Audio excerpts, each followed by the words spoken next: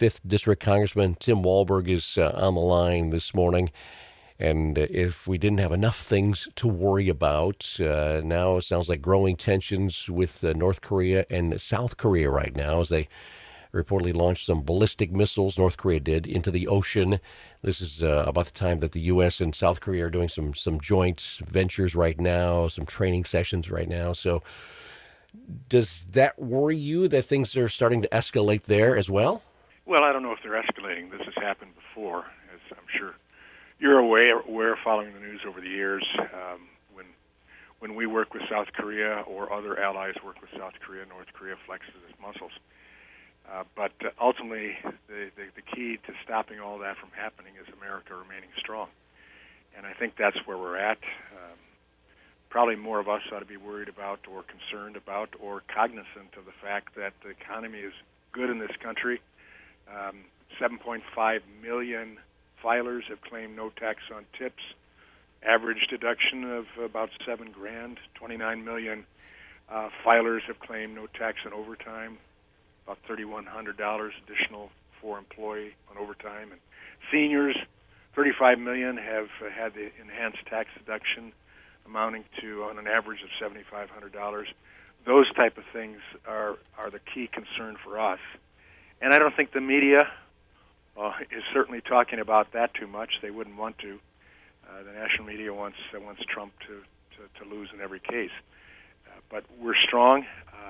We don't have a nuclear-armed Iran anymore. The battle goes on over there. It's almost like the rigor mortis of a dying nation. Sadly, some good people have to go with it at this point. But frankly, I'm not too concerned about North Korea and South Korea right now. I'm concerned about with the socialism that seems to be taking over the hearts and minds of, sadly, too many in America, and especially in the Democrat Party. And we have to fight back against that. For you guys in Washington D.C., what's next on the agenda for Congress right now, with especially on the House side of things? As soon as we get back, we'll take what the Senate finally passed over to us, and that's a continuing resolution. We'll codify that, send that to the president for signing, and that will settle that issue and have no shutdowns that Democrats wanted to see. And thankfully, I think there was pressure on them as well this time, and the Senate was able to pass that continuing resolution. From that point on, we're going to look at Reconciliation 2.0, 3.0, and getting that across the line to help America. If Chuck Schumer and Democrats won't work with the Senate, we're going to have to do it through a reconciliation route, and that may even be pushing the appropriations package through that way. We can't get everything done that we would do under normal, regular order if the Democrats won't help us, but we can get most of it done through reconciliation. And I think that will be the effort, and then probably we'll take another shot at the SAVE Act to try to make sure that there is less and less cheating that goes on in our election process. And the House has passed it 4 times. The Senate needs to do it as well. And maybe the primaries that have been going on will narrow some of our senators' minds that this needs to take place. So those are things that we'd be looking at.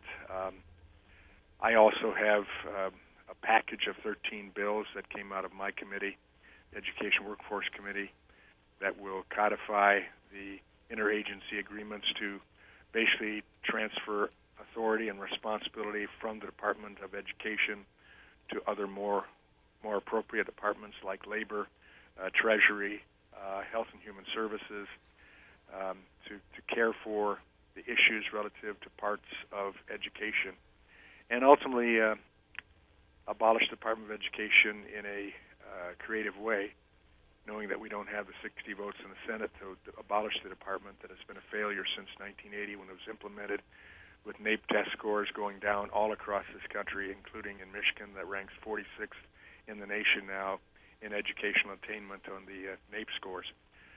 So that's another thing we hope to accomplish in this, at least in the lame duck session, and have the president sign something that I think will give more power, opportunity to the states and local school districts to to make an educational system that works for students, and that's really what it's all about, right?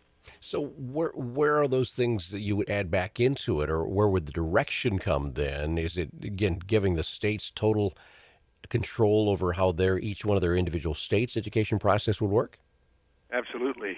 Michigan would have to look right across the board at Indiana that's succeeding in education and doing very well, and parents would say, if they can do it, why can't we? And I think the pressure then is put on the governor and the State Board of Education to do the right things and letting local school districts like Coldwater decide what's best for their students and do what's best for the students. Because you know what? I think the administration and the faculty and the school board and the parents in Coldwater, for instance, could do much better than some bureaucrat, well-meaning as they might be in Washington, that has no idea about the makeup of Coldwater, its school system, its students, its parents, its economy.